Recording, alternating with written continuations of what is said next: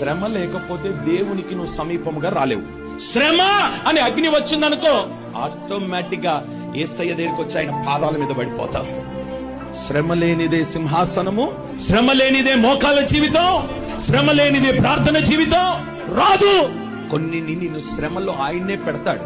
ఎందుకు పెడతాడనంటే నువ్వు కాస్త దూరంగా ఉన్నావు, ఆయనకు దగ్గర తీసుకొని రావడానికి అడ్డుగా ఏమున్నాయో వాటిని ఆయన తొలగించి నిన్ను దగ్గరికి తీసుకొచ్చుకుంటాడు. ఒంటరి వాణిగా చేసేస్తాడు.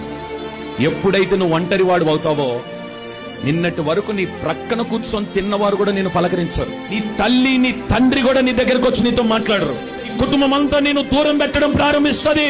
ఎందుకొరకో తెలుసా? ఆ ఒంటరితనములో నేను దేవునితో మాట్లాడాలని. నువ్వు ఒంటరిగా ఉన్నప్పుడే నీ కుడి చేయి పట్టుకొని నీకు సహాయము చేస్తాడు. నిన్ను శ్రమ పెడుతున్నాడు అని అంటే నువ్వు సంతోషించాలి. ఎందుకో తెలుసా? ఈ శ్రమ నాకు మేలాయను.